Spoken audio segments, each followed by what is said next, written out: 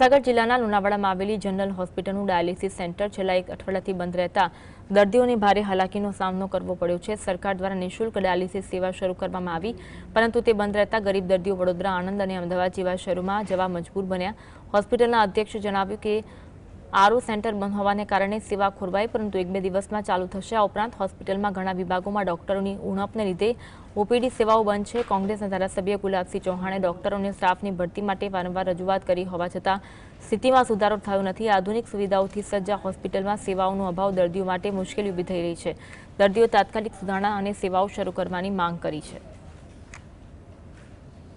10 દિવસથી dialysis centre બંધ હાલતમાં છે, જેનાથી દર્દીઓને ગંભીર બીમારીના દર્દીઓને વડોદરા, આણંદ, અમદાવાદ ખાતે જવું પડે છે, જેનાથી અમને આર્થિક નુકસાન મોટા પાયે થઈ રહ્યું છે। તો ગતિશીલ ગુજરાતની વાતો કરતી આ સરકારને હું કહેવા માંગુ છું, સરકારના ભ્રષ્ટ તંત્રને હું કહેવા માંગુ છું કે આ બાબતે યોગ્ય નિરાકરણ આવે। અમારા માનનીય ધારાસભ્ય શ્રી લુણાવાડાના ધારાસભ્ય ગુલાબસિંહજી ચૌહાણ સાહેબે વિધાનસભા ગૃહમાં પણ ડોક્ટરોની ભરતી મુદ્દે, ડાયાલિસિસ સેન્ટર મુદ્દે અને વિવિધ સેવાઓ, આરોગ્યલક્ષી સેવાઓ મુદ્દે રજૂઆતો કરી છે, પણ જે તે સમયે યોગ્ય જવાબ મળ્યો નથી। જો આવનારા સમયમાં હું આપના માધ્યમથી સરકારને અને આરોગ્ય તંત્રને સ્પષ્ટ ચેતવણી આપવા માંગુ છું કે સત્વરે આ સમસ્યાનો નિકાલ કરવો જોઈએ।